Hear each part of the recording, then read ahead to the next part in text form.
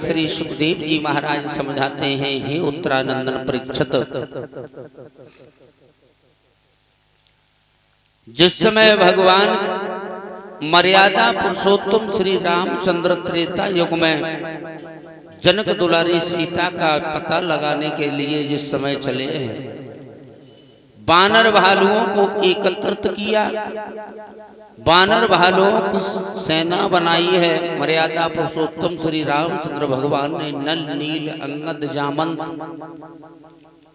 सुग्रीव वीर हनुमान इनको साथ में लिया और साथ में लेने के बाद में समुद्र के किनारे पहुंचे हैं तो समुद्र से कहा, बोले समुद्र हमें थोड़ा सा रास्ता दे दीजिए, हमें और हमारी सेना को लंका में जाना है।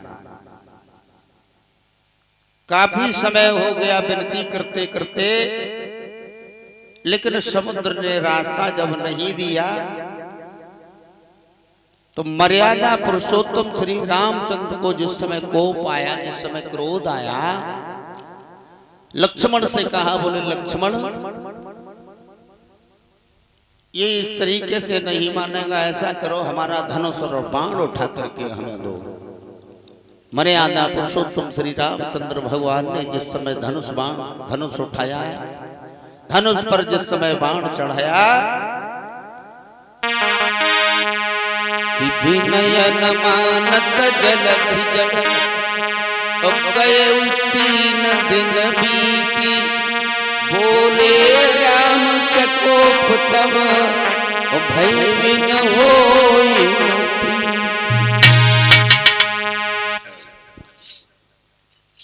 मर्यादा पुरुषोत्तम ने जिस समय धनुष उठाया, बाण चढ़ाया, मन में विचार किया, समुद्र चिंता मत करो, हम तुम्हें एक पल में यही सुखा देंगे। उसी समय समुद्र दोनों हाथ जोड़ करके सामने खड़ा हुआ है, कहने लगा, प्रभु क्षमा कीजिए, आप इस समय नर योनि में आए हुए हो और अगर मैं आपके कहने से सूख जाऊं तो संसार के लोग भी इसी प्रकार से मेरे ऊपर प्रभाव करने लगेंगे, इसलिए प्रभु हमें क्षमा कीजिए। समुद्र ने बताया, बोले ऐसा करो प्रभु, नल नील अंगद जामंत इनसे इनकी सहायता लेकर के एक पुल का निर्माण कीजिए। नाना भाग से समझाया, मन में विचार किया, मर्यादा पुरुषोत्तम श्री रामचंद्र ने बोले पुल का निर्माण करेंगे। अरे इस तरीके से हम कैसे निर्माण कर सकते हैं? समुद्र ने बताया, बोले महाराज नल नील की सहायता से और शिलाओं को लेकर के, पत्थर को लेकर के एक पुल का निर्माण कर लीजिए। मर्यादा पुरुषोत्तम श्री रामचंद्र कहने लगे, बेवकूफ, जब शिलाओं से, पत्थरों से हम पुल का निर्माण करेंगे तो पत्थर तो तेरे अंदर डूब जाएंगे। लेकिन समुद्र ने बताया, बोले नहीं प्रभु, नल नील की सहायता से आप पुल का निर्माण कीजिए, सेतु बंध का निर्माण कीजिए। नर और नील को श्राप लगा हुआ है कि इनसे जो भी पत्थर आप डालोगे, इनके हाथों से जो भी पत्थर जल में गिरेगा वो पत्थर डूबेगा नहीं बल्कि जल में तैरता रहेगा। एक बार परीक्षित महाराज हुआ ऐसा, जिस समय मर्यादा पुरुषोत्तम श्री रामचंद्र विश्वामित्र जी के साथ में जब जंगल में गए हैं, सबसे पहले ताड़का का वध किया और ताड़का का वध करने के बाद में आगे चले हैं तो गौतम ऋषि की जो पत्नी थी अहिल्या, जो पत्थर बन चुकी थी, मर्यादा पुरुषोत्तम श्री रामचंद्र भगवान ने जब अपने पैर के अंगूठा से रज धूल डाली है तो वही गौतम ऋषि की पत्नी अहिल्या पत्थर से नारी बन गई। और जब नारी बन गई तो पूरे पृथ्वी लोक पर इस बात का हंगामा हो गया कि मर्यादा पुरुषोत्तम श्री रामचंद्र भगवान पृथ्वी पर अवतार लेकर के आ चुके हैं और इनकी पैरों की धूल लगते ही पत्थर से नारी बन जाती है। संत लोग जंगल में रहा करते थे। संतों ने एक दिन सलाह बनाई, बोले भैया ऐसा करो, हम तुम कहाँ सारे दिन भिक्षा करते हैं, शाम को आकर के भोजन बनाते हैं, वस्त्र धोते हैं, बर्तनों को भी धोना पड़ता है। ऐसा करो, पत्थर की सुंदर सुंदर नारियां बना करके तैयार करो। वैसे तो हमारा विवाह होगा नहीं, पत्थर की सुंदर सुंदर नारियां बना करके तैयार करो। और मर्यादा पुरुषोत्तम श्री रामचंद्र भगवान कभी न कभी किसी न किसी दिन तो जंगल में गुजरते हुए जहां भी मिल जाए तो प्रभु के पैर से वही पत्थर की सिलाएं, वही पत्थर की नारियां लगा दो तो उस समय ये पत्थर से नारियां बन जाएंगी। संतों के मन में विचार आया, संतों ने पत्थर की सुंदर सुंदर नारियां बनाना प्रारंभ किया। नल नील ने देखा, बोले संत कहां बैरागी से रागी होने जा रहे हैं। इनके मन में विचार आया, बोले कहां संत भगवान का भजन किया करते थे, नारी से दूर से थे, लक्ष्मी से दूर थे, और वही संत नारी का सहारा ले रहे हैं। जो संतों ने सुंदर सुंदर नारियां बना करके तैयार की थी, वही नल नील ने इन नारियों को उठा करके जल में डुबो दिया। शाम को जब भिक्षा करने के बाद में संत आए, संतों ने देखा सुंदर सुंदर नारियां बना करके हमने तैयार की, वो नारियां कहाँ हैं पत्थर के।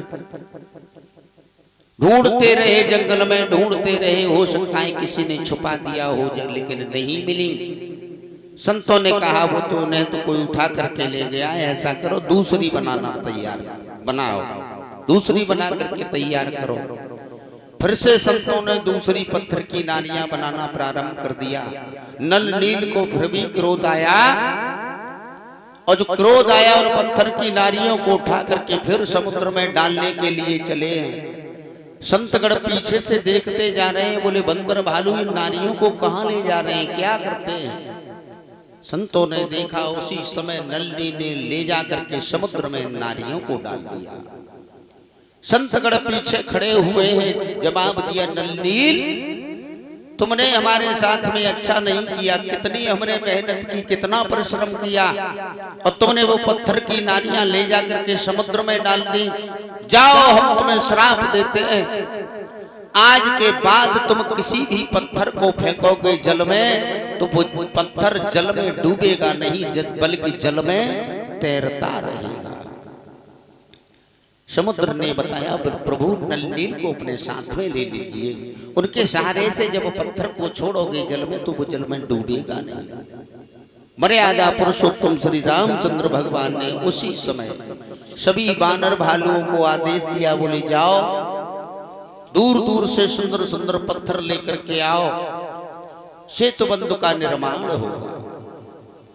नल नील उसी समय श्री राम का नाम लिखते जा रहे हैं, समुद्र में छोड़ते जा रहे हैं। बड़ा ही सुंदर सेतु बंध का निर्माण होता जा रहा है। इधर वीर बजरंगबली हनुमान ने मन में विचार किया, बोले छोटे छोटे पत्थर आएंगे तो समय ज्यादा लग जाएगा। जिस समय चले हैं वीर हनुमान एक विशाल पर्वत देखा है, द्रोड़ा विशाल पर्वत जिस समय देखा है, गोवर्धन को वीर बजरंगबली ने उठाया और उठा करके चल दिए। और चलते चलते जिस समय अयोध्या के ऊपर आए हैं बड़े से पर्वत को लेकर के, भैया भरत ने देखा है, बोले हमें मालूम पड़ता है कोई राक्षस पर्वत को लेकर के जा रहा है। राम और रावण में युद्ध होना निश्चित हो गया, क्योंकि भाभी जनक दुलारी सीता का हरण करके ले गया है। हमें ऐसा मालूम पड़ता है कि कोई राक्षस पर्वत को लेकर के जा रहा है। मर्यादा पुरुषोत्तम श्री रामचंद्र भगवान की सेना के ऊपर छोड़ देगा, सारी सेना का प्राणांत हो जाएगा। उसी समय भरत ने बाण चढ़ाया और बाण चढ़ा करके छोड़ दिया। वीर पवन पुत्र हनुमान के पैर में जिस समय बाण लगा है, श्री राम का नाम लेते हुए जमीन पर गिर पड़े हैं। सारा हाल पूछा भरत ने। वीर हनुमान ने सारा हाल बताया। बोले मर्यादा पुरुषोत्तम भगवान श्री रामचंद्र जी सेतु बंधु का निर्माण करने के लिए जा रहे हैं, इसलिए मैं इस पर्वत को लेकर के जा रहा हूं। भरत ने कहा, बोले भैया चिंता मत करो। उसी समय बाण पर बिठाया हनुमान को छोड़ दिया। बोले जाओ वीर बजरंगबली, सेतु बंध का निर्माण कराओ। तब तक इधर सेतु बंध का निर्माण पूर्ण हो चुका था। मर्यादा पुरुषोत्तम श्री रामचंद्र ने आवाज लगाई। बोले जो भी भालू बानर जहां से भी पर्वत को लेकर के आ रहे हैं, जहां भी शिलाओं को लेकर के आ रहे हैं, उन शिलाओं को वहीं छोड़ दो, सेतु बंध का निर्माण हो गया है। वीर बजरंगबली हनुमान को जिस समय पता चला है, सूचना पहुंची है, इधर वीर बजरंगबली जिस समय वृंदावन में पहुंचे हैं, वही सूचना मिल गई। उसी समय गोवर्धन महाराज को वृंदावन में रख दिया। दोनों हाथ जोड़ करके वीर बजरंगबली ने कहा, बोले सेतु बंध का निर्माण हो गया है। गोवर्धन पर्वत कहने लगा।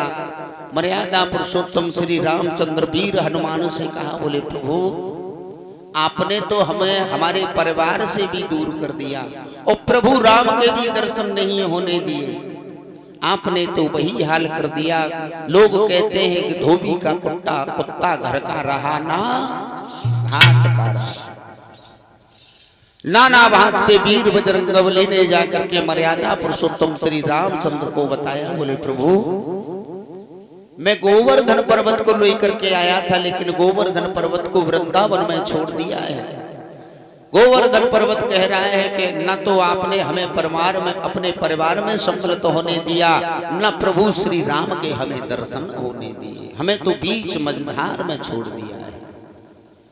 उसी समय मर्यादा पुरुषोत्तम श्री रामचंद्र भगवान ने वरदान दिया। बोले गोवर्धन तुम चिंता मत करो, अभी तो हम मर्यादा के बंधन में बंधे हुए हैं। द्वापर युग में जब कृष्ण अवतार लेकर के आएंगे तो उस समय हम आपका पूजन कराएंगे। इसलिए मर्यादा पुरुषोत्तम श्री रामचंद्र ने इतने शब्द कहे। वही प्रभु जो कृष्ण रूप में अवतार लेकर के आए हैं, भगवान कन्हैया ने गोवर्धन महाराज का पूजन कराया।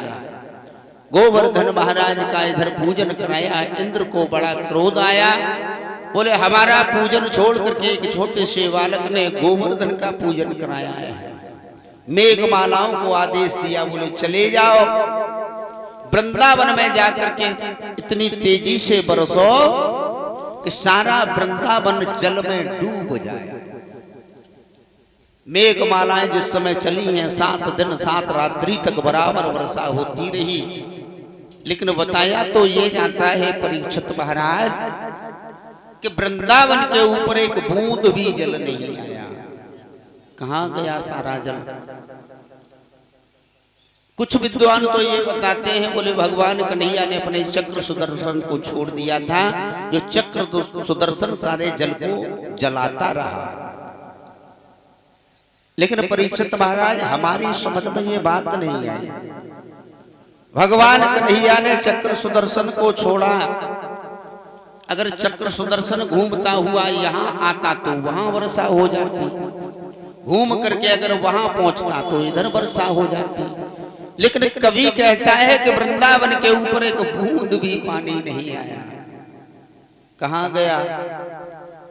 आते हैं देखते हैं। जिस समय मर्यादा पुरुषोत्तम श्री रामचंद्र भगवान लंका से जनक दुलारी को लेकर के अयोध्या में आए हैं, जनक दुलारी सीता ने कहा, क्योंकि मैया सीता को भी इस बात का अहंकार हो गया था कि संसार में केवल मैं ही सूर्य पाक भोजन बनाना जानती हूं और कोई नहीं जानता है। मर्यादा पुरुषोत्तम श्री रामचंद्र भगवान से कहा, बोले प्रभु कुछ संतों को लेकर के आइए, संतों को भोजन कराइए, संतों के हमें दर्शन कराइए। मर्यादा पुरुषोत्तम श्री रामचंद्र भगवान संतों को लेकर के आने लगे।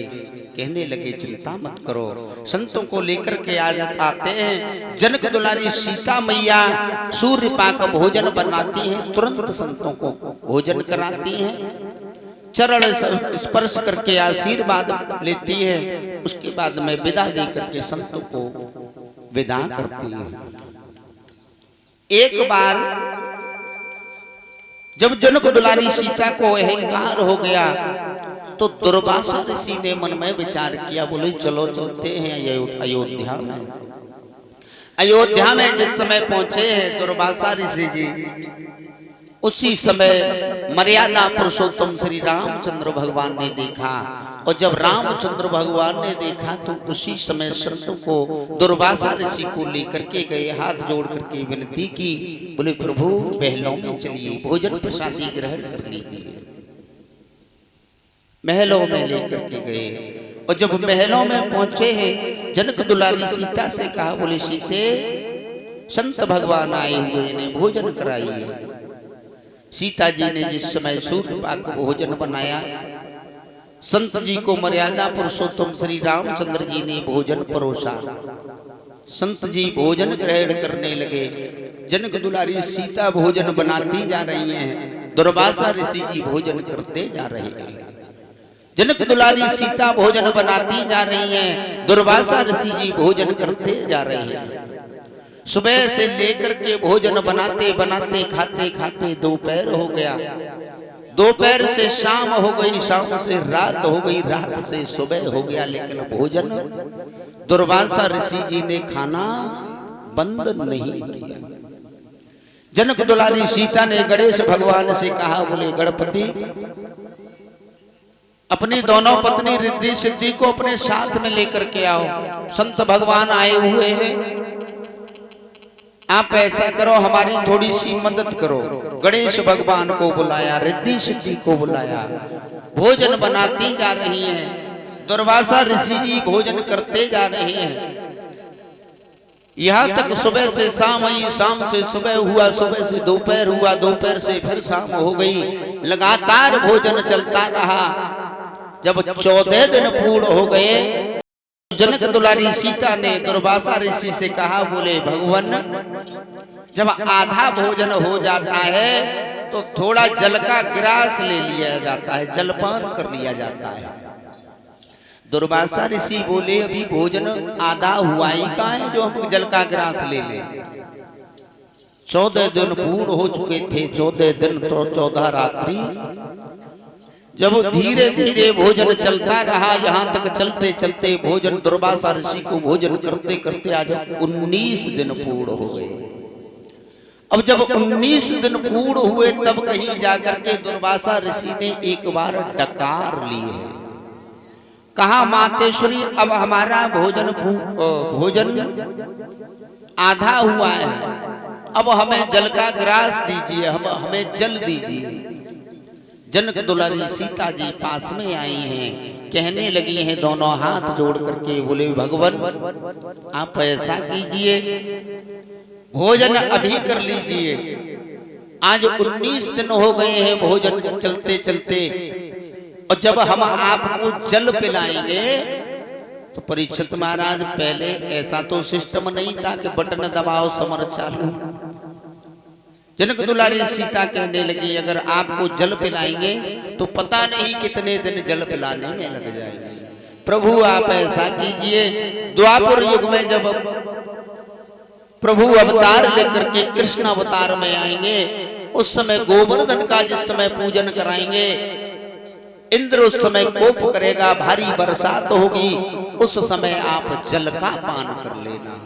इतना कहने के बाद में दुर्वासा ऋषि को विदा कर दिया। वही दुर्वासा ऋषि जी आ गए, दोनों अंजलि को लगा लिया। जितनी भी बरसात होती जा रही थी दुर्वासा ऋषि जी उसे पान करते जा रहे थे। बोलिए गोविंद भगवान की, बोलिए कन्हैया लाल की। आइए आते हैं मन और वाणी को पवित्र करते हैं। दो इस प्रकार से भगवान कन्हैया ने गोवर्धन महाराज का पूजन कराया। भगवान कन्हैया इधर लीलाएं करते जा रहे हैं और उसी बीच 511 रुपए हमारे भैया अखिलेश जी सनोप श्री राधा किशन जी राजपूत इसी ग्राम चिलमिलैया निवासी ये 511 रुपये भगवान के चरणों में समर्पित करते हैं। परम पिता परमात्मा इन्हें सदा सद्बुद्धि धर्म के रास्ते पर यूं ही आगे बढ़ाते रहे। बोलिए गोविंद भगवान की। आइए सभी लोग मिलकर के बोलेंगे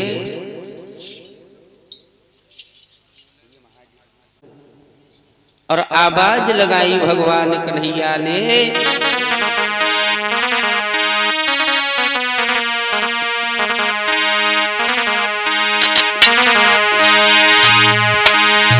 अरे बेधवने गिरधारी मोहन बेधवने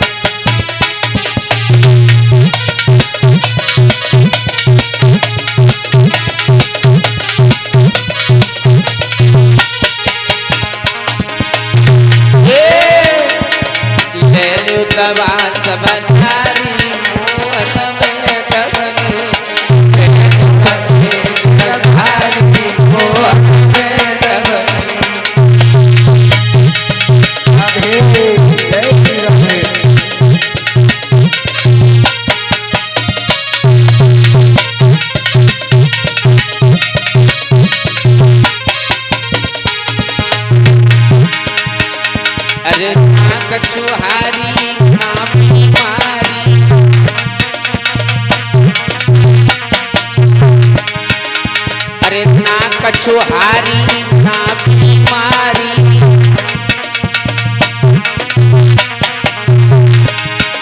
तो लगन प्रेम की लाजी मोहन बेधवने गिरधारी मोहन बेधवने।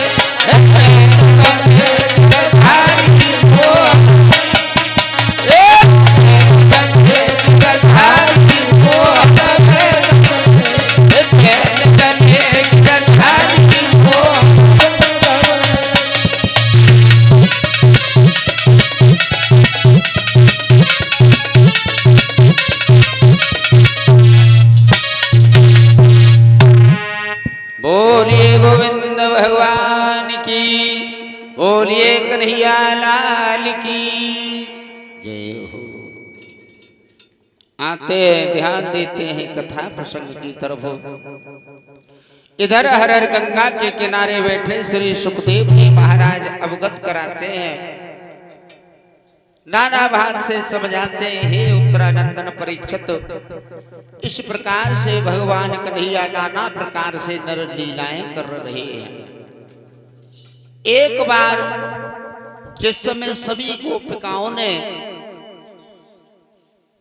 माघ के महीना में स्नान किया और स्नान जब किया है गोपिकाओं ने, तो उस समय वरुण देव ने भगवान कन्हैया से शिकायत की है। भगवान कन्हैया से कहा, बोले प्रभु जितनी भी गोपिकाएं हैं जल में निर्वस्त्र होकर के स्नान करती हैं, इससे हमारा अपमान होता है। नाना भाग से जिस समय भगवान कन्हैया से कहा है, तो भगवान कन्हैया ने वरुण देव से कहा, बोले प्रभु आप चिंता मत कीजिए,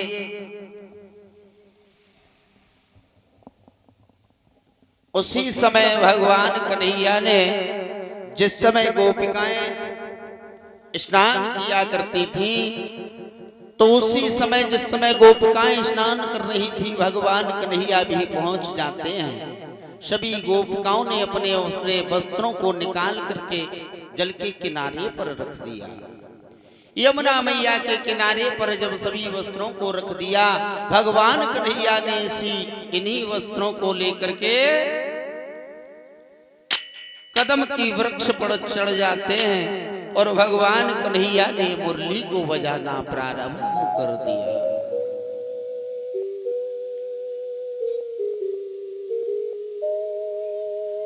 जैसे ही मुरली की धुन सभी गोपिकाओं ने देखी है, उसी समय मन में विचार आया, बोले ऐसा महसूस होता है भगवान कन्हैया मुरली बजा रहे हैं।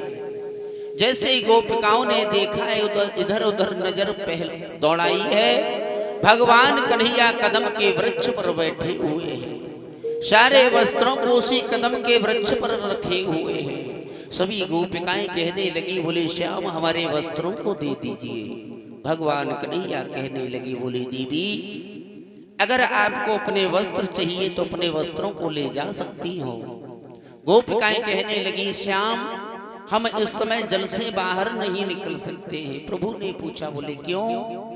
जवाब दिया, इस समय हम निर्वस्त्र हैं, आपके सामने नहीं आ सकते हैं। भगवान कन्हैया ने नाना भाग से समझाया, देवी तुम्हें पता नहीं, जिस जल में तुम स्नान कर रही हो, इस जल में वरुण देव का वास हुआ करता है। भगवान कन्हैया ने नाना भाग से समझाया, बोले जल में कभी निर्वस्त्र होकर के किसी नारी को स्नान नहीं करना चाहिए।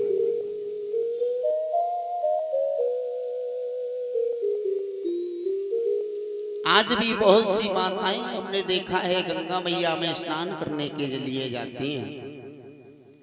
गंगा जमुना ऐसी पवित्र नदियों में माताओं को कमर से नीचे जल में नहीं जाना चाहिए। किनारे पर कोई लोटा लेकर के और बैठ करके स्नान करना चाहिए, कमर से नीचे जल में नहीं जाना चाहिए। भगवान कन्हैया ने नाना भाग से समझाया, देवियों तुम निर्वस्त्र होकर के स्नान करती हो, जिससे वरुण देव का अपमान होता है। नाना भाग से भगवान कन्हैया ने उपदेश दिए, नाना भाग से समझाया। उसी समय सभी गोपियां कहने लगी हैं भगवान कन्हैया से, बोले प्रभु आज हमें वरदान दीजिए कि एक बार आप हमारे साथ में महारास जरूर करोगे। उसी समय भगवान कन्हैया ने कह दिया, तथास्तु देवी अगर यही तुम्हारी इच्छा है तो तुम्हारी इन इच्छाओं को मैं जरूर पूर्ण करूंगा। क्योंकि ये वही गोपिकाएं थी जो त्रेता युग में मर्यादा पुरुषोत्तम श्री रामचंद्र भगवान ने जिस समय जनक दुलारी सीता के साथ में विवाह किया, जनकपुरी में जिस समय पहुंचे हैं मर्यादा पुरुषोत्तम श्री रामचंद्र भगवान, तो हर देवी के अंदर, हर नारी के अंदर यही भावना बनी हुई थी कि ऐसे पति तो हमें मिलते। मर्यादा पुरुषोत्तम सभी की भावनाओं को समझ गए। उसी समय सभी देवियों से कहा, बोले देवियों इस समय तो हम मर्यादा के बंधन में बंधे हुए हैं, लेकिन द्वापर युग में जिस समय हम कृष्ण अवतार में आएंगे उस समय तुम गोपिका बन करके पहुंचना। उनका वादा करने के लिए भगवान कन्हैया को जिस समय याद आया, जवाब दिया, चिंता मत करो, हम तुम्हारे साथ में एक बार महाराज जरूर करेंगे। धीरे धीरे इधर समय व्यतीत हुआ। भगवान कन्हैया ने एक बार देखा, शरद पूर्णिमा का दिन है, बड़ी ही सुंदर चंद्रमा खिला हुआ है। और उसी शरद पूर्णिमा के दिन रात्रि में भगवान कन्हैया ने योग माया को इशारा किया, बोले यमुना मैया के किनारे पर कोई सुंदर सा स्थान देख करके और राज के लिए बड़ा ही सुंदर स्थान नियुक्त कीजिए। योग माया जिस समय चली है यमुना मैया के किनारे पर बड़ा ही सुंदर सा स्थान नियुक्त किया है। उसी सुंदर से स्थान पर भगवान कन्हैया पहुंचे हैं। रात्रि का समय है, चंद्रमा खिल रहा है। भगवान कन्हैया ने मुरली को बजाना प्रारंभ किया है।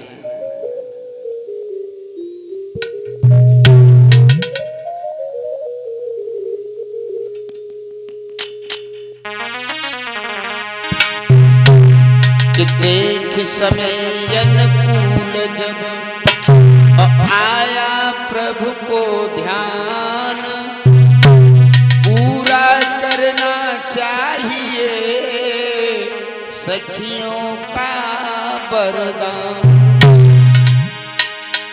रात्रि का समय है, भगवान कन्हैया को जब याद आया तो उसी यमुना मैया के किनारे पर श्याम ऐसी बजाई गई बंसुरिया रे, श्याम ऐसी बजाई गई।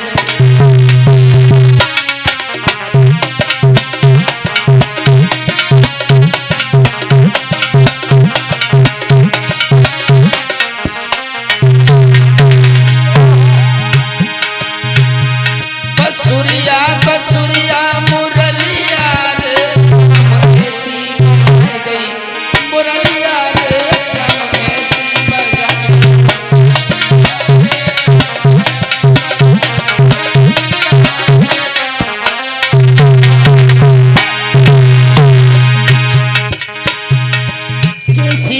बजाई भगवान कन्हैया ने।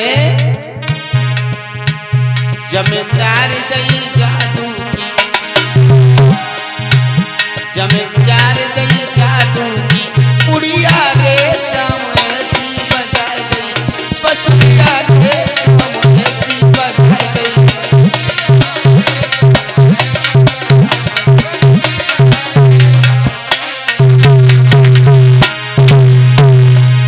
रात्रि का समय है, जिस समय भगवान कन्हैया ने मुरली को बजाना प्रारंभ किया है।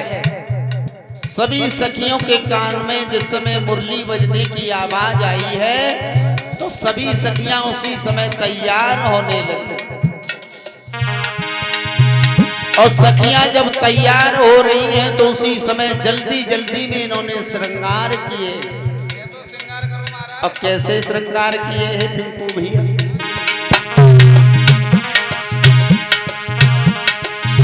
काऊ के नाक में झुमका, नथुनिया कानों में,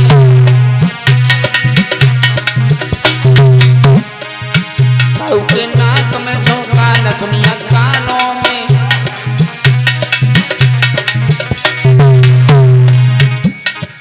जल्दी जल्दी में झुमका पहने जाते हैं कानों में, तो जल्दी जल्दी में इन्होंने झुमका ले सो नाक में लटकाए ले, नाक की नथुनिया कानन में डाल ली।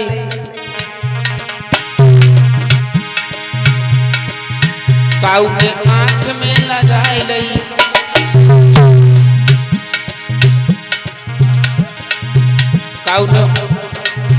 काऊ ने आंख में लगाए ली। लिपस्टिक करे श्याम ऐसी बजाए गई, श्याम ऐसी बजाए गई।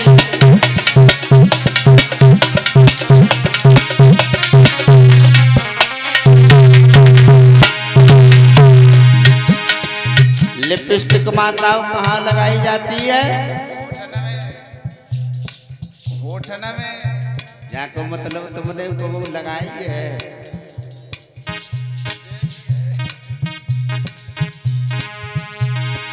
लिपस्टिक लगाई जाती है ओठों में, सुमैया ने जल्दी जल्दी में कजरा के धोखे आंखन में लगाए ले, और आंखन को कजरा इन्ने लो सो सबरे ओठन में पोतलो सब मुंह करिया करें फिर।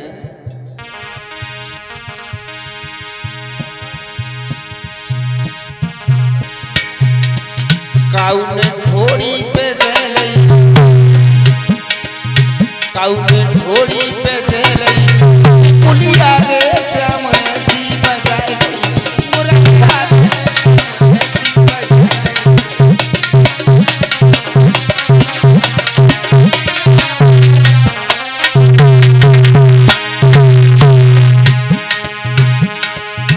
काऊ के हाथों में पायल चूड़ी पाँव में,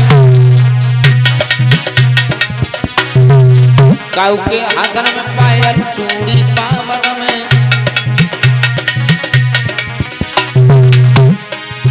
काऊ के मूण में लेगा झंपल पैरन में,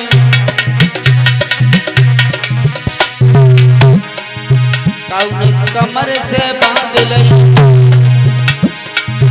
काऊ ने कमर से बांध लई, हरिया रे श्याम ऐसी बजाई गई बसुरिया रे श्याम ऐसी बजाई गई।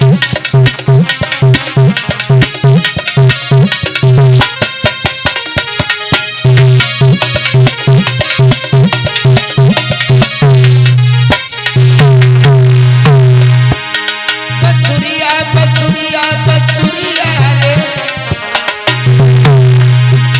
जमींदार गई जादू की कुड़िया रे श्याम ऐसी बजाई गई मुरलिया रे श्याम ऐसी बजाई गई।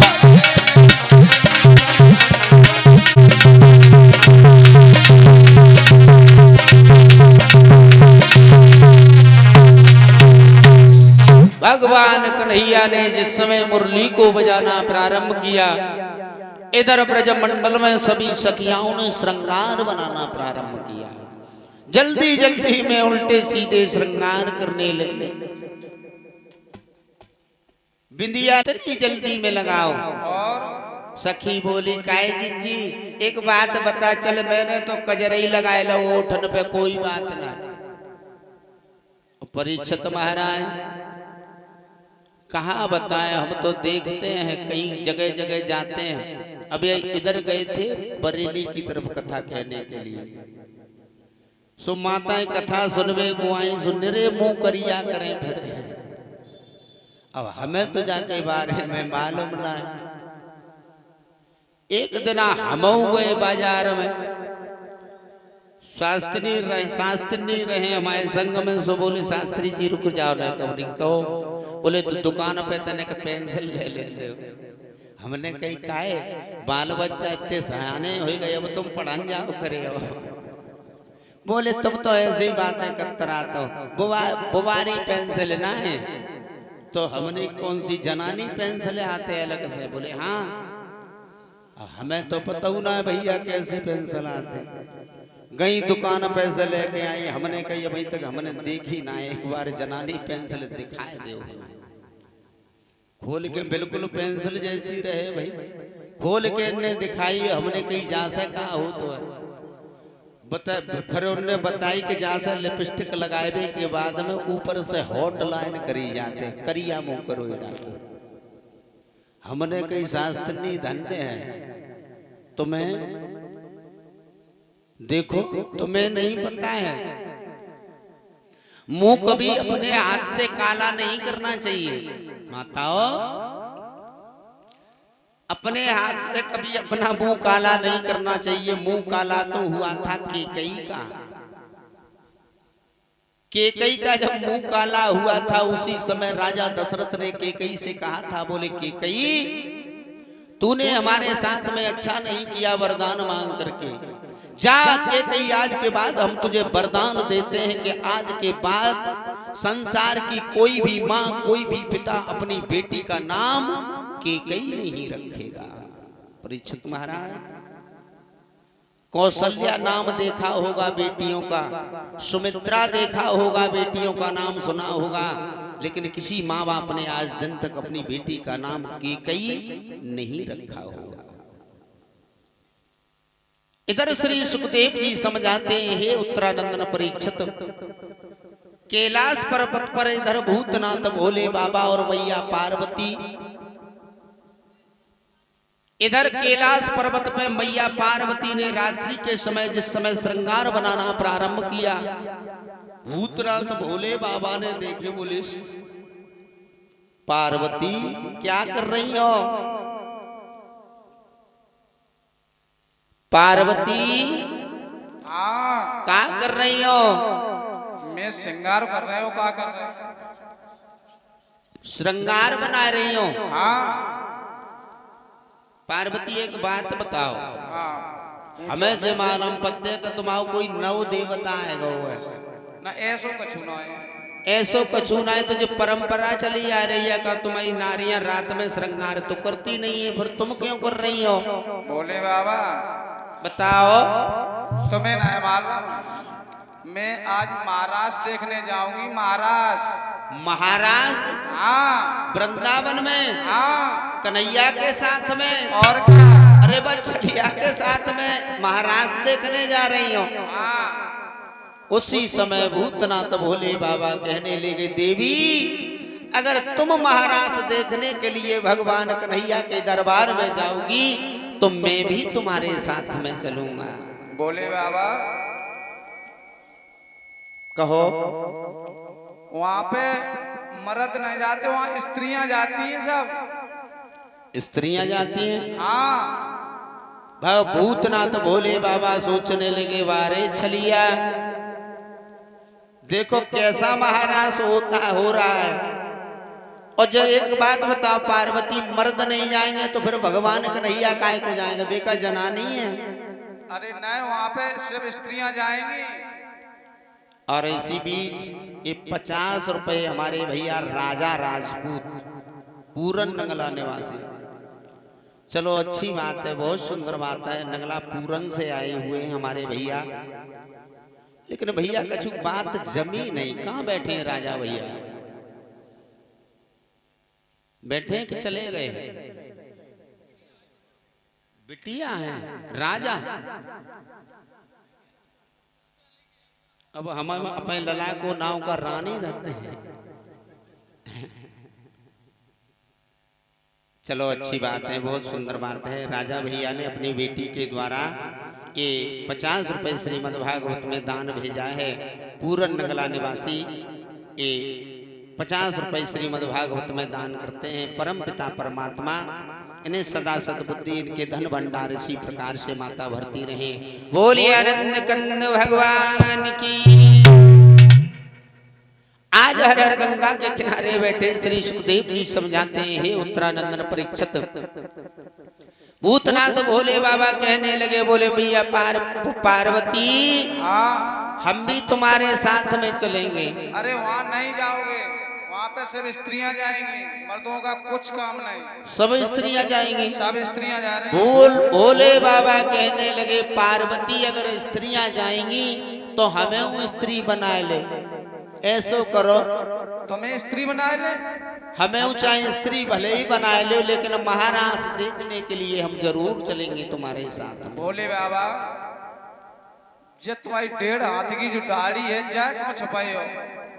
दाढ़ी ऐसो का है? ऐसो करियो, ए, वो तुम्हारी मैक्सी धरी है, हाँ भाई मैक्सी पहना लो, ऊपर से डालो और नीचे तक जनाने बन जाओ। मैक्सी तो पहना है, लेकिन जब 1.5 हाथ की दाढ़ी लटकी जाए कौन दुखी हो? कि एक दिन बोले यूं गोरा से भोला, आज हम भी जनाने बनेंगे।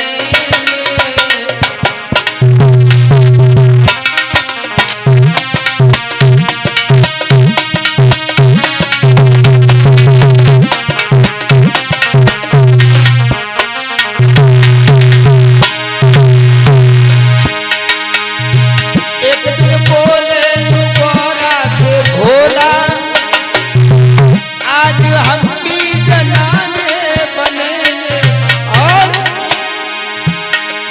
वृंदावन की सुहानी गली में, वृंदावन की सुहानी गली में देखने रास लीला चलेंगे। वृंदावन की सुहानी गली में,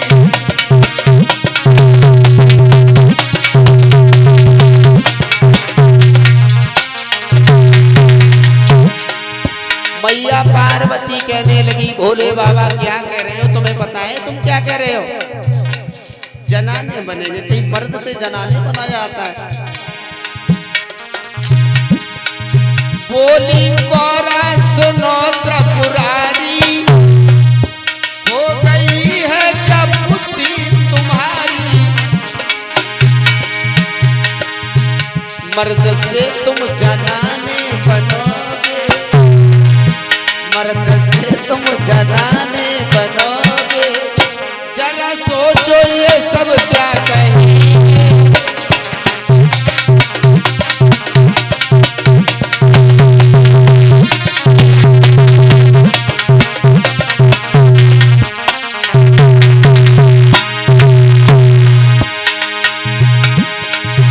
एक दिन बोले यूं कोरा से बोला, आज हम भी जनाने बनेंगे। वृंदावन की सुहानी गली में देखने रास लीला चलेंगे। वृंदावन की सुहानी गली में,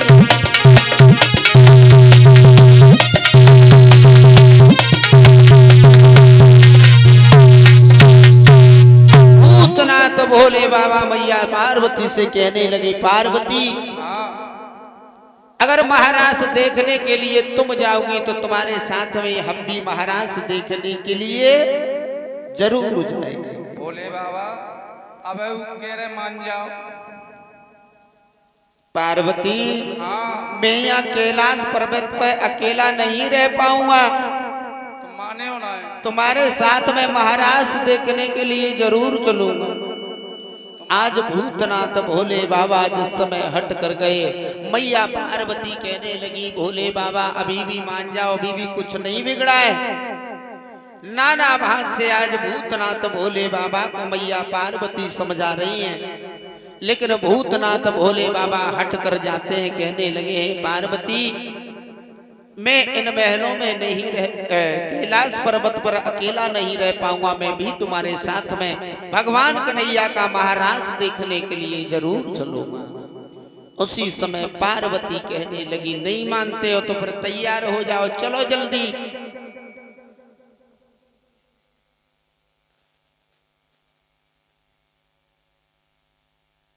मैया पार्वती स्वयं तैयार हुई। स्वयं तैयार होने के बाद में वही मैया पार्वती भूतनाथ भोले बाबा को तैयार करने लगी, नर से नारी बनाने लगी है।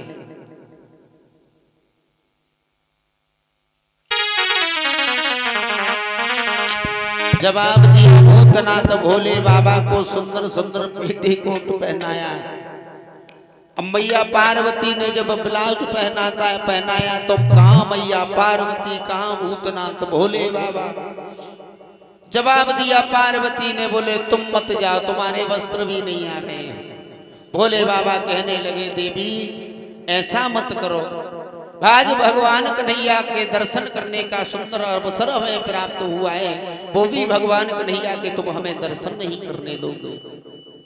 पार्वती कहने लगी भोले बाबा से, बोले स्वामी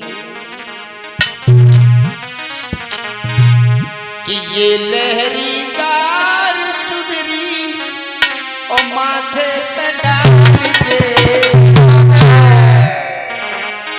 कि ये लहरीदार चुनरी और माथे पे डाल के भोली बन जइयो भोला घुंघटा निकाल के, भोली बन जइयो भोला घुंघटा निकाल के।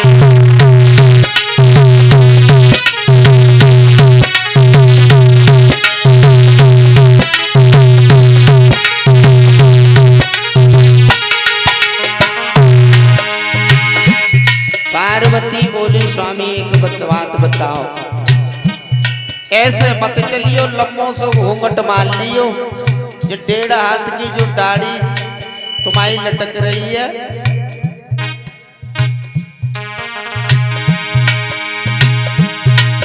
जाए तो कम से कम घूंघट से ढक लियो। अरे घूम घुमारो पैर घांगरो,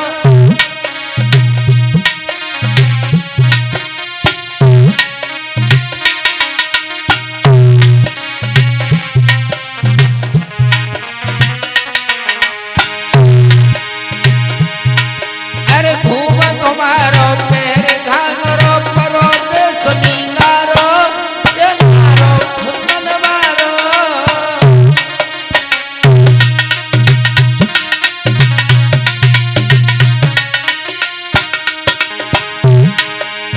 चटक चुनरिया पहन के बोला, आज बनो मत मारो बारो, आज बनो मत मारो बारो।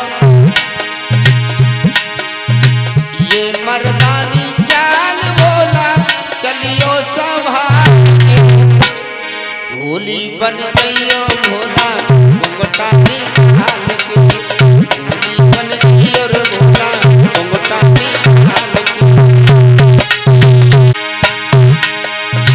ये लहरीदार चुनरी माथे पे डाल के, भोली बन गईयो भोला घुंघटा निकाल के, भोली बन गईयो भोला घुंघटा निकाल के।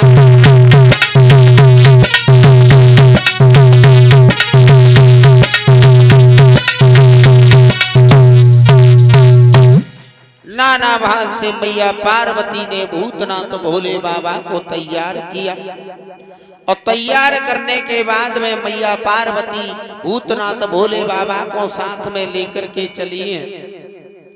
और जब चली हैं तो भूतनाथ भोले बाबा आगे घूंघट करते हैं तो पीछे सबरी पीठ खुल जाते हैं।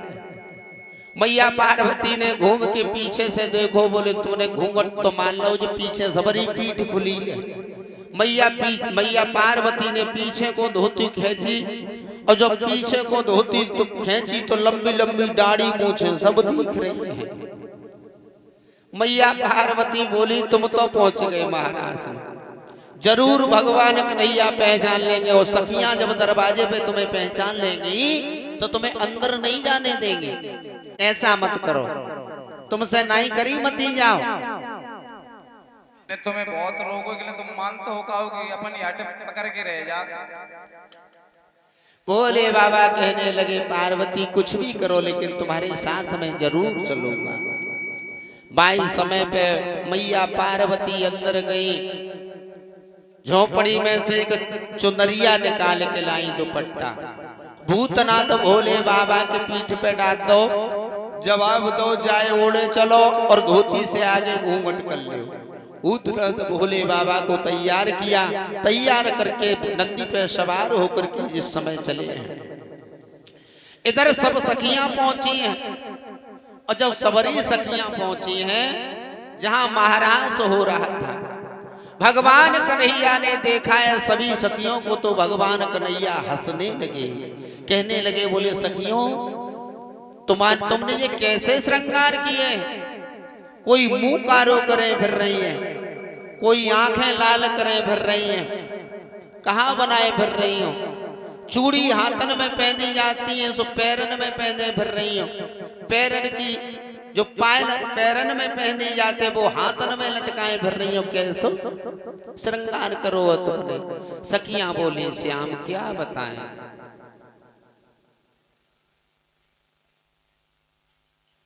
क्या हो गया? और कुछ भी हो गया? सखियां बोली कन्हैया बहुत कुछ हो गया। सखियां बोली श्याम दरवाजे खुलो छोड़ आई, हमें तो जो मालूम पड़ रही है, हमें जब लौट के जाएंगे तो हमारो जितनो माखन रखो सब कुत्ता बिल्ली खाए जाएंगे। दरवाजे खुलो छोड़ आई और जल्दी के मारे दरवाजे खुलो छोड़ आई।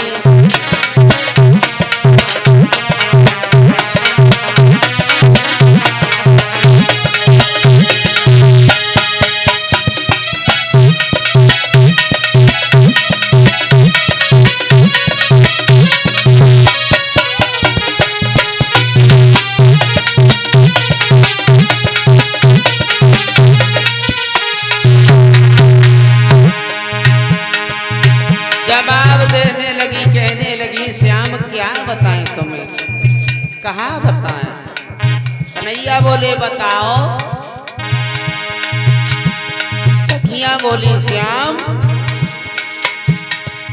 आज मेरे बालवन माखन मांगो, आज मेरे बालवन माखन मांगो,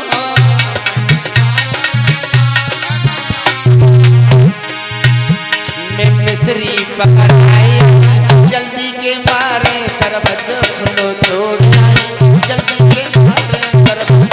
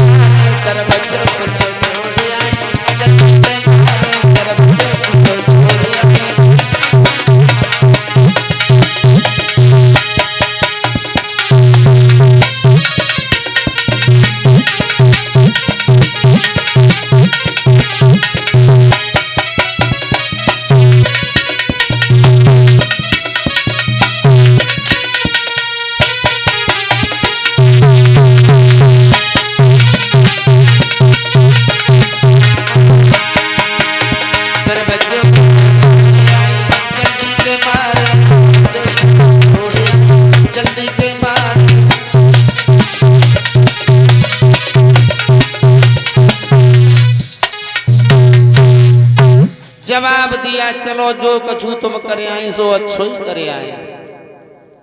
भगवान कन्हैया कहने लगे सब सखियां आ गई, महाराज शुरू किया जाए। हाँ किया जाए। ललिता दरवाजे पे बैठी हुई थी। ललिता ने आवाज लगाई, बोले प्रभु अभी तक मैया पार्वती कैलाश पर्वत से नहीं आ पाई है। भगवान कन्हैया कहने लगे कैलाश पर्वत वृंदावन से थोड़ी दूरी पे पड़ता है, इसलिए मैया पार्वती लेट हो रही है।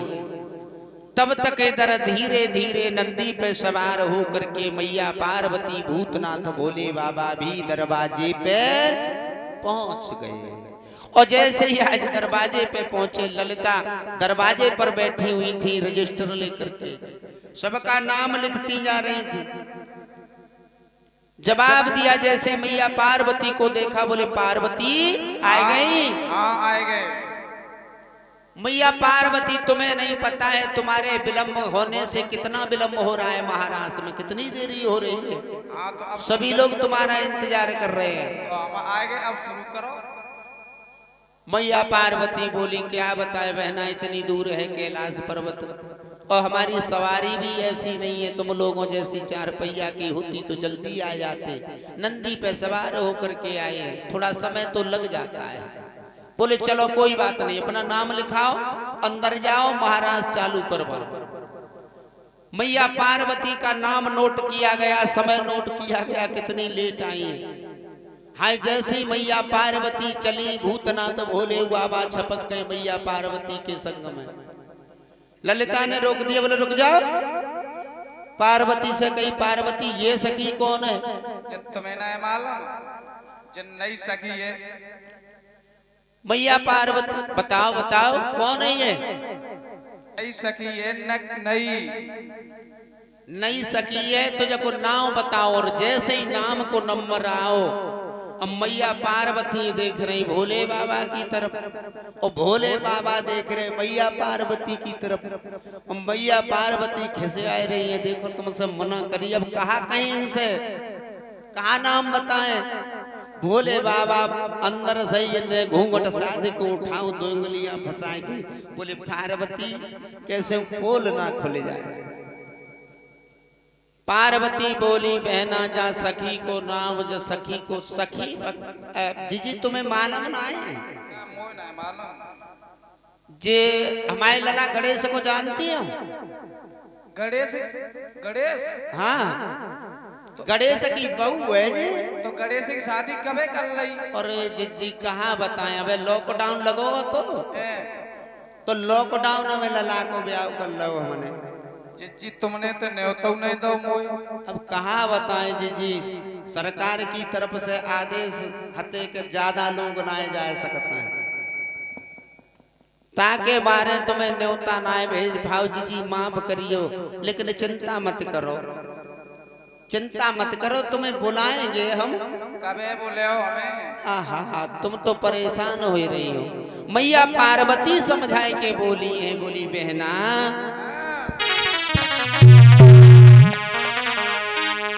कि चाहे गणपति की बहुरिया बात मानो तो सही।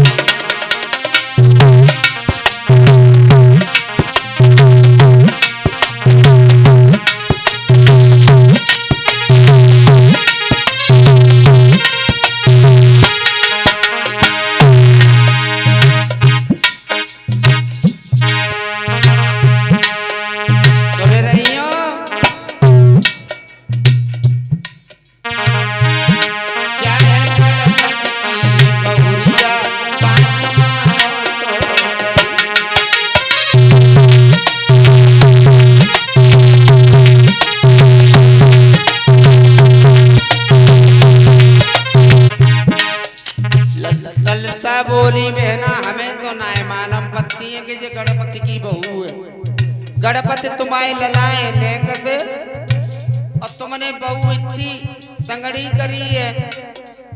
मैया पार्वती बोली कहाँ बताएं जीजी, अब हम पे तो खाना वाना बन तो ना है। जब तुमने ब्याह करो लला को तो एक चिट्ठी भेज देती, नंदी को भेज देती, हम आ जाते, चार पूरी हम खाए लेते। पार्वती बोली रुक जाओ जीजी, काहे को परेशान हो रही हो, सुनो अरे जल्दी में मैंने ब्याह रचाओ तासे नहीं बुलाई।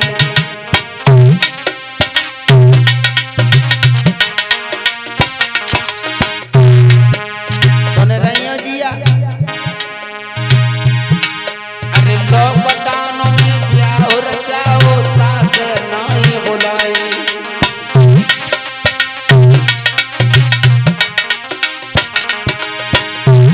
लेकिन चिंता मत करो जीजी, बुलाएंगे तुम्हें। कबे? अब देखो लॉकडाउन खत्म हो गो, अब बहू घर में आई गई है तो नाती आवेगो, और जब हमारे घर में नाती आ जाएगो तो बाकी बाद में लला को डस्टोन करेंगे, कोई नाती को बाहरी तब डस्टोन में सबन को बुलाएंगे। जल्दी में बिन ब्याह रचाओ तासे नहीं बुलाई।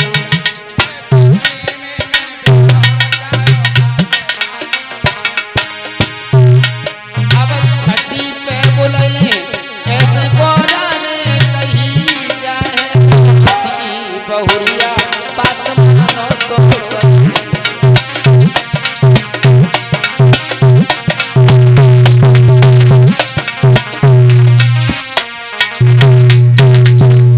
नाना भांत से समझाया। मैया पार्वती ने ललिता बोली तो चलो कोई बात ना है, जब तुम्हारी इच्छा हुई तो बुला लियो, ना तो डस्टों ऐसे कर लियो, मत बुलाइयो, ठीक है। बाई समय पे ललिता ने पूछा सखी का नाम क्या है बहू का? हाय मैया पार्वती बोली कहा नाम बताए, कहा नाम बताए। जवाब दो, इनको नाम है भोली। बोले भोली? बोले हाँ। बोले भोला तो तुम्हारे पति का नाम है और लला की बहू को नाम भोली।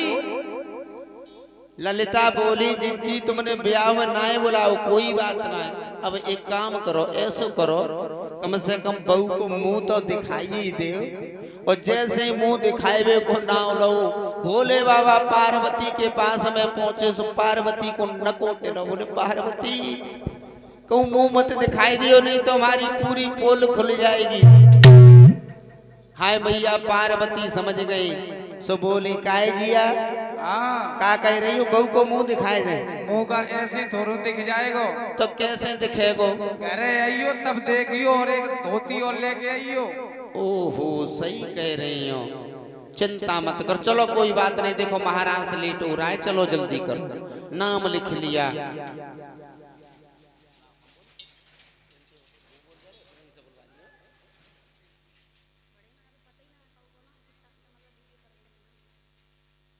और सभी माताएं ध्यान दें, आप लोगों ने देखा है कि नहीं देखा है यूट्यूब पे?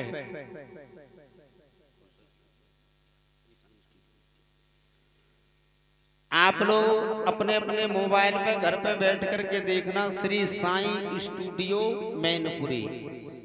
इस भाव तो यूट्यूब पर देखने के लिए सर्च करें। आपको काजल शास्त्री जी भागवत ग्राम चिलमिलैया, अपने गांव को नाम डाल के देख लियो बोल के, ग्राम चिलमिलैया की भागवत। और YouTube चैनल का नाम है श्री साईं स्टूडियो मैनपुरी। और बाकी के लिए और बाकी के भाग भी देखने के लिए चैनल को सब्सक्राइब कर लें और घंटी वाला बटन सभी लोग जरूर दबा लें। तो जितने भी आपके गांव चिलमिलैया के प्रोग्राम पढ़ते जाएंगे, आपके फोन पे आते जाएंगे, और तुम्हें जैसे फायदा का होगा, जैसे फायदा जे होगा कि जे मालूम पड़ जाएगी तुम्हें, और तुम्हारे घर वालों को मालूम पड़ जाएगी कि जे भागवत सुनने को जाती है कि बातें करने को जाती है।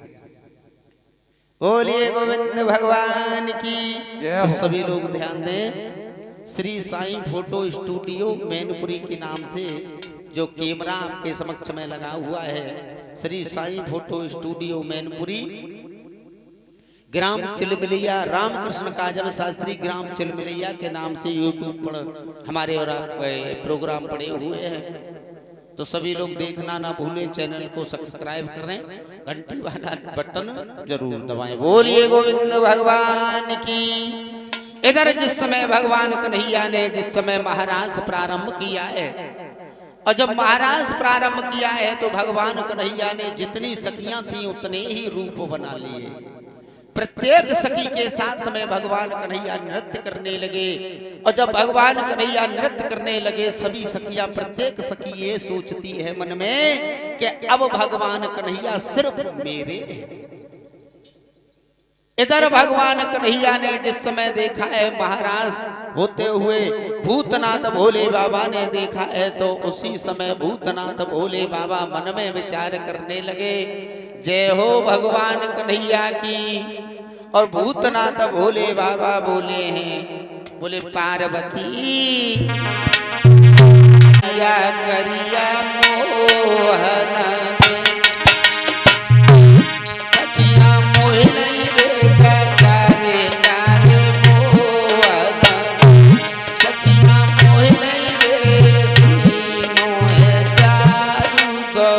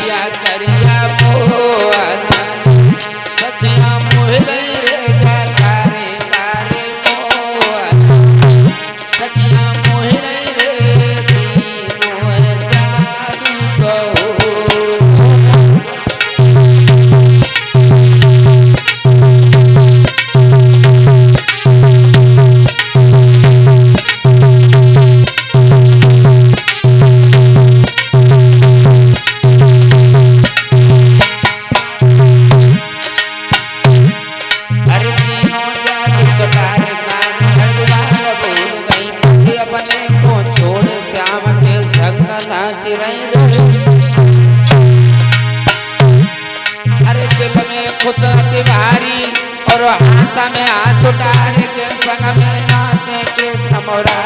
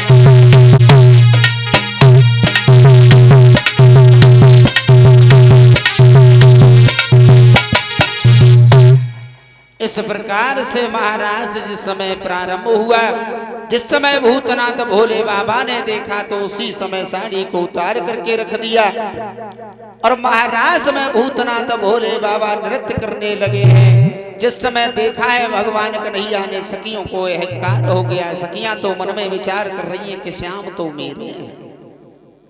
इसी बीच 101 रुपया ये हमारे भैया राधे श्याम राजपूत जी एक कन्नौज से आए हुए हैं। 101 रुपए श्रीमद् भागवत में दान समर्पित करते हैं। परम पिता परमात्मा इन्हें सदा सद्बुद्धि धर्म के रास्ते पर यूं ही आगे बढ़ाते रहे। उसी समय भगवान कन्हैया ने अपनी मोहिनी मूर्ति को हटा करके और भगवान कन्हैया सखियों के बीच से छुप जाते हैं। जिस समय भगवान कन्हैया सखियों के बीच से छुप जाते हैं, सभी सखियां रुदन करने लगी हैं, कहने लगी हैं, श्याम तो अभी तो हमारे साथ में नृत्य कर रहे थे, श्याम हमें छोड़ करके कहां चले गए हैं। सखियां इधर भगवान कन्हैया को ढूंढ रही हैं, श्याम तुम कहां हो। तो आपस में बातें करती हुई बोली है, बोली बहन तुमने श्याम को कहीं देखा है। सखियां बोली अभी तो हमारे साथ में नृत्य कर रहे थे। दूसरी सखी बोली बहन तुम्हारे साथ में नहीं, कन्हैया तो हमारे साथ में नृत्य कर रहे थे। तीसरी बोली बहन तुम दोनों के साथ में नृत्य नहीं कर रहे थे, श्याम तो हमारे साथ में नृत्य कर रहे थे। सखियां बोली है बहना अरे देख ले बहने काहे गिरधारी,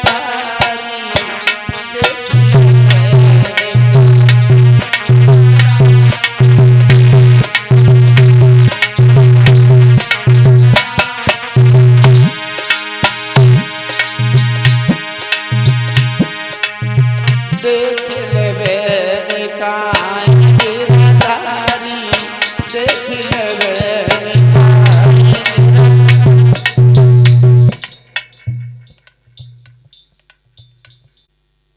वैसे जे गीत तो तुम्हारे यहाँ गाए जाते होंगे, गाए जाते हैं। कब गाती हो भैया? बिटिया बता रही है, बोले ब्याह हो तो तब,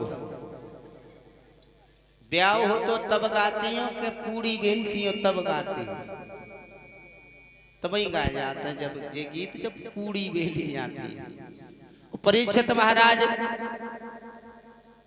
एक और गीत गाओ जाते है, तुम्हारे यहाँ गाती है कि नहीं गाती?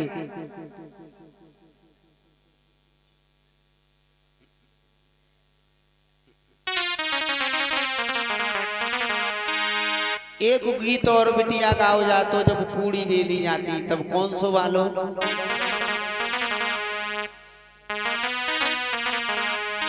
अरे राखी ले बेला भवानी पतिंग मेरी राखी ले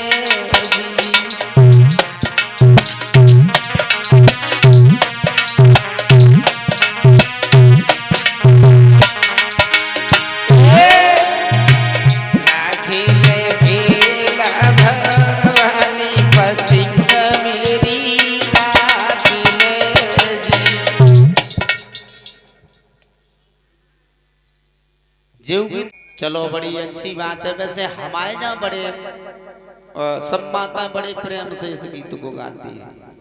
और मैया कभी अंदाजा लगाया ये गीत काय को गाती है?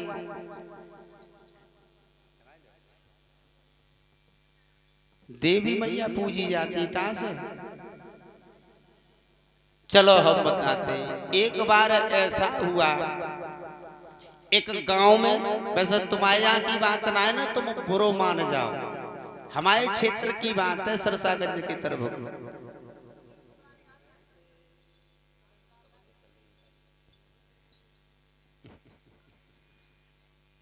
एक बार एक गांव में एक लला को ब्याह हो, ब्याह हो के बहू घर में आई और नई नई बहू रहे। सुबाई परिवार में दूसरे लड़का की शादी रहे, और जब दूसरे लला की शादी रहे सो नई बारी बहू को पहले से बुलाए लोगों, घर में शादी है, बहू को बुलाए लो, नई बारी बहू को बुलाए लो। और जब नई बारी बहू आई गई तो जादना दावत रहे, बादना पूड़ी बेलवे को नंबर आओ।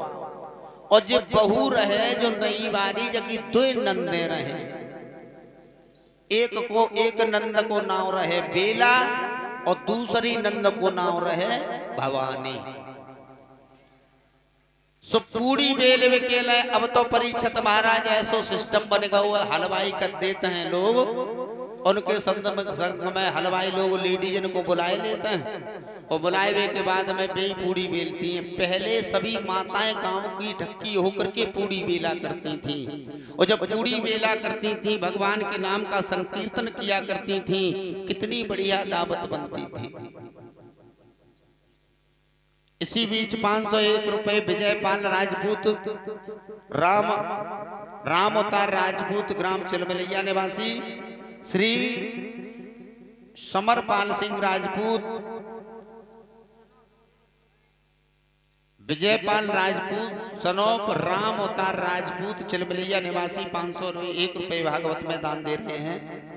और समरपाल सिंह राजपूत जी 251 रुपए श्रीमद् भागवत में दान कर रहे हैं, इसी गांव चिलबलिया निवासी।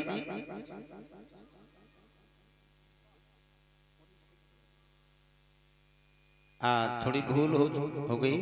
501 रुपए हमारे भैया विजपाल राजपूत सनोप श्री राम अवतार राजपूत, ये 501 रुपए इसी गांव चिलबलिया निवासी 501 रुपए श्रीमद् भागवत में दान कर रहे हैं। परम पिता परमात्मा इन्हें सदा सद्बुद्धि धर्म के रास्ते पर आगे चलाते रहे।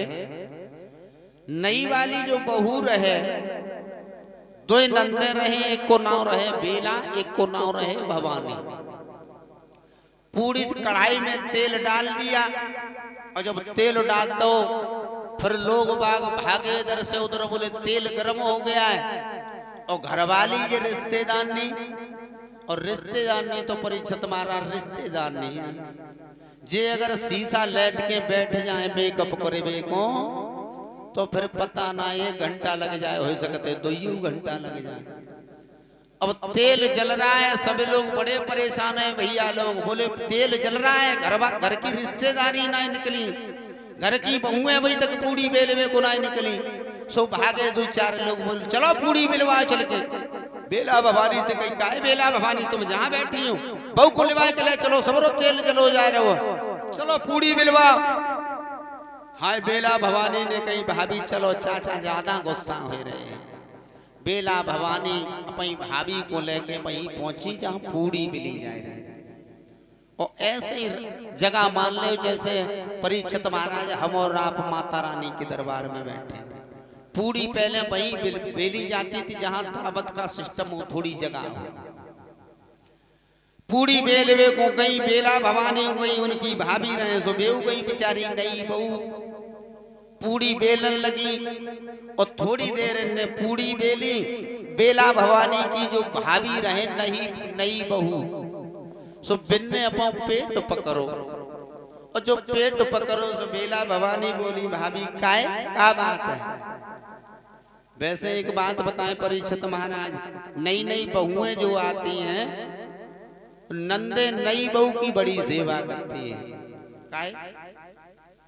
काय के मारे केवल जालो बलालच में के संज्ञा सवेरे ने के पाए खुर्रे छुए जाते हैं। सो इनने देखी बेला भवानी बोली भाभी का बात है, कैसो मुंह सुकाए रही हूं। भाभी साध के बोली जी मैं पेट में ऐठा सो हो रहो निक में संग चली चलो। बोली चलो पूरी बाद में मिल जाएंगे, अब तो निरी आए गई। बेला भवानी लेके गई। और परीक्षित महाराज जब से योगी मोदी की सरकार आई है तब से तो घर घर में लैट्रिन बन गई है। पहले ये सुविधा नहीं थी लैट्रिन वाली, सब लोग खेत में जाया करते थे। परीक्षित महाराज अब तो प्लास्टिक की बोतलें चल गई, लोग बोतल लेकर के जाते हैं। पहले लोग लोटा लेकर के जाया करते थे खेतों में। बेला भवानी भाभी जो तीनों लोग घर पे आए। घर पे आए के जो नई बहू रहे एक तो घूंघट मारे रहे सो जाने को लोटा उठाओ, लोटा में पानी भरो और पानी भर के बेला भवानी को संग लेके चल दई। संग लेके चल दई एक खेत में जाए के बैठ गई। अब बैठ गई बेला भवानी जे रहे सो मेड़ पे खड़ी। और मेड़ पे खड़े हुए के बेला भवानी उनकी भाभी खूब इनकी बातें होती रही। और जो बिल्कुल सही बात है परीक्षित महाराज, परम पिता परमात्मा की ऐसी इन पे कृपा है। पहले जो जाऊ करती हती एक लोटा लेके और इनके संग में 6-6 10 माता है एक ही लोटा पे। अरे परमात्मा। बेला भवानी मेड़ पे खड़ी बातें करती रही। इनकी भाभी खेत में बैठी सो बेऊ कपर बातन में लगी। ध्यान इन्हें कछु दौना है, लोटा रहे फूटो। अब जे कुल देर हो गई ने बातें करत सो इनकी भाभी हते वो बेला भवानी बोली भाभी चलो पूड़ी बेलवानी है। सो कछु जे आगे बढ़ के जो इन्हें लोटा देखो सो लोटा में बूंदू पानी ना है। हाय भाभी बोले जी गजब होएगो। बेला भवानी बोली का होएगो। भाभी बोली जी जब लोटा में बूंदू पानी ना है जो तो फूटो है तो हम देख ना पाओ, अब का करें। बेला भवानी बोली चलो कोई बात ना है, लोटा उठाए ले और ऐसे उठ बैठो, चलो घरे चले के निबट लियो।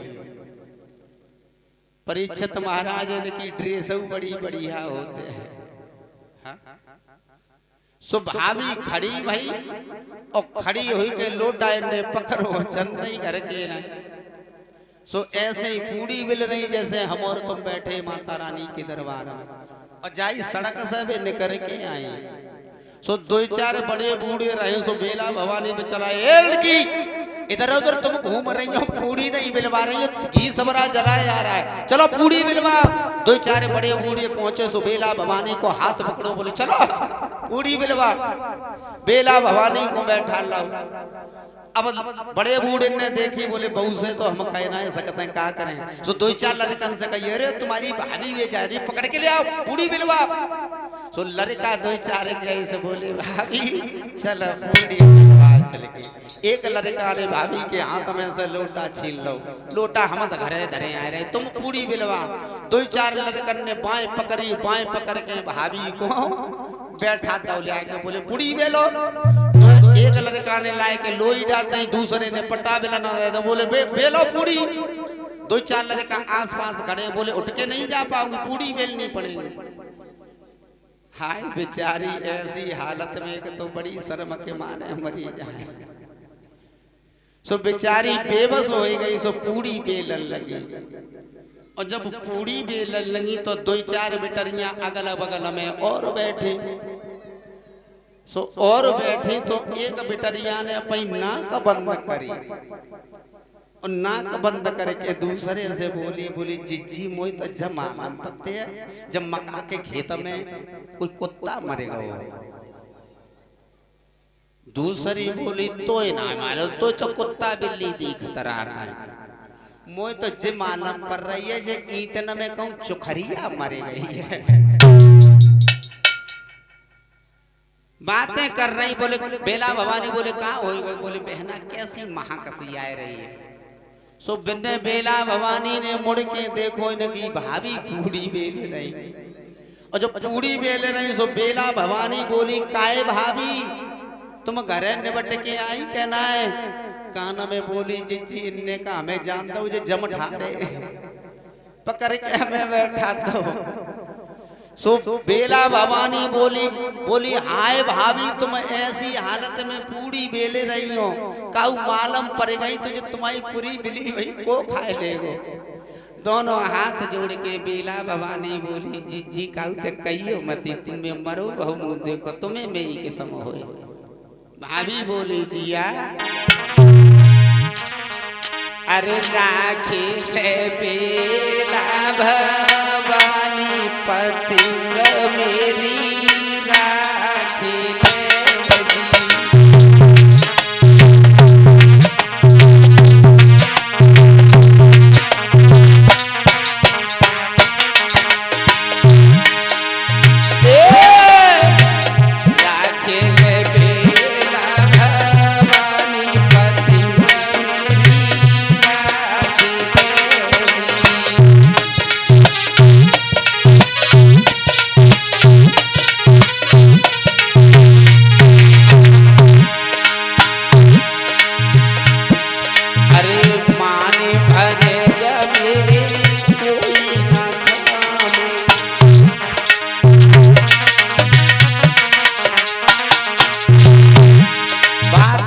परीक्षित महाराज काऊ मालूम पड़ जाए कि ऐसी हालत में पूड़ी मिली गई है तो भला को खाएगा।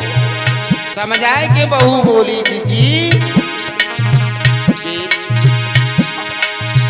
मानी भने जाने दे कोई ना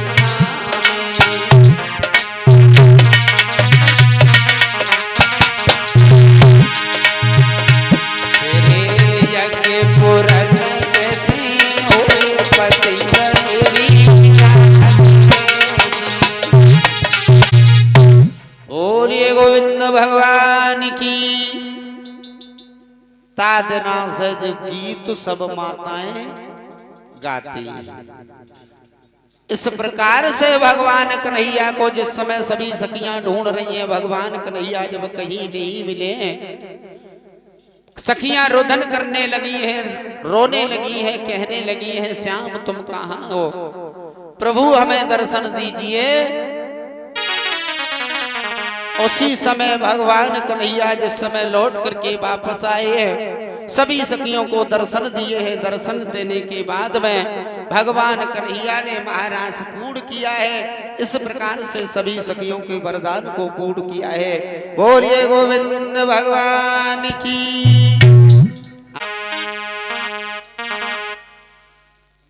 अरे आई जइयो घर श्याम, अरे आए जइयो घर,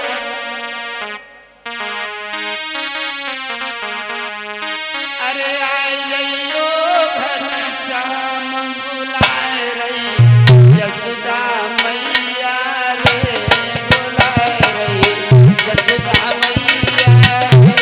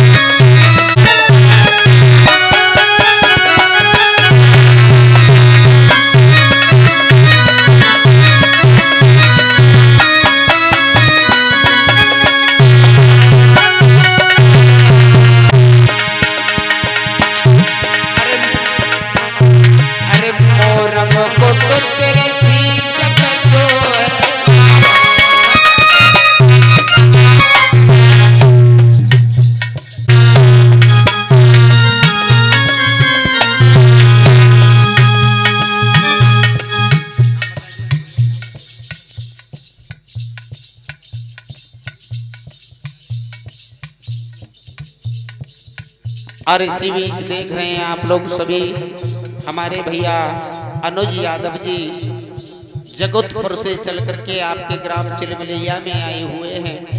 सुंदर सुंदर पुष्पों का हार डाल करके 101 रुपए से हमें और 101 रुपए से काजल शास्त्री को सम्मानित करते हैं। परम काजल शास्त्री के गले में सुंदर सुंदर पुष्पों का हार डाल करके सम्मानित कर रहे हैं और हमारे सभी स्टाफ को सुंदर सुंदर माल्यार्पण कर सभी स्टाफ पूरे स्टाफ का सम्मान कर रहे हैं। परम पिता परमात्मा इन्हें हर हमेशा सर्व सदमार्ग पर माता रानी की कृपा यूं ही बरसती रहे, सदमार्ग पर चलाती रहे, ताकि इनके हाथ हर हमेशा दान की तरफ यूं ही आगे बढ़ते रहे।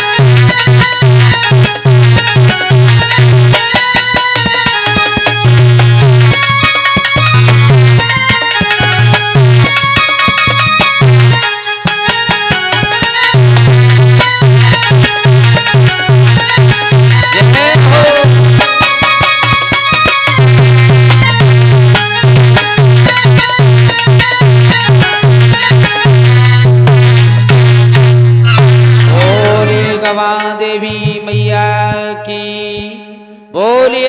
माती अंजनी के जाए अरे अयो वीरनो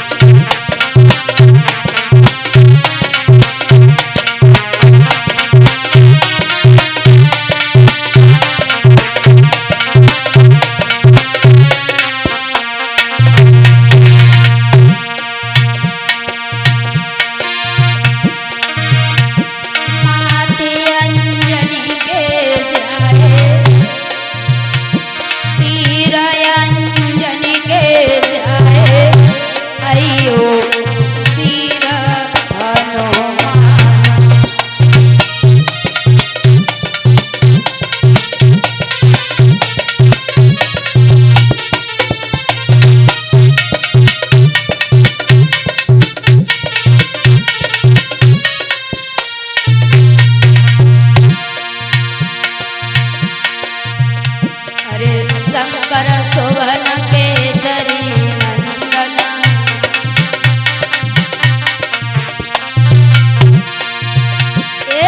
शंकर शोभन केसरी नंदन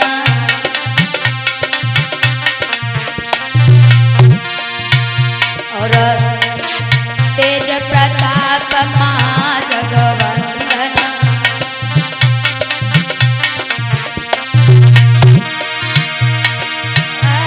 सजीवना लावना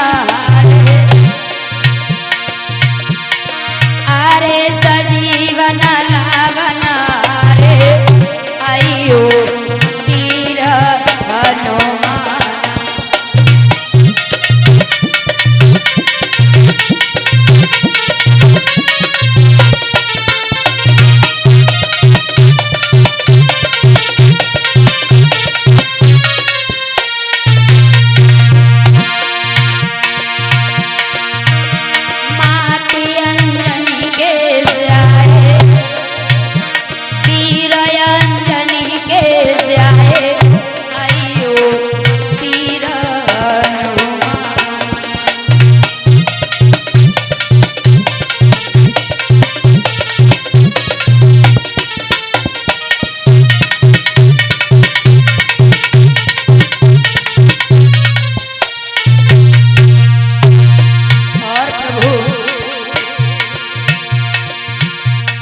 सीता माँ की खोज लगाई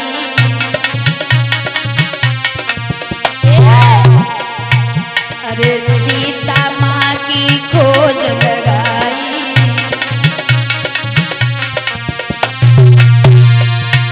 और जंगंधर की लंक जला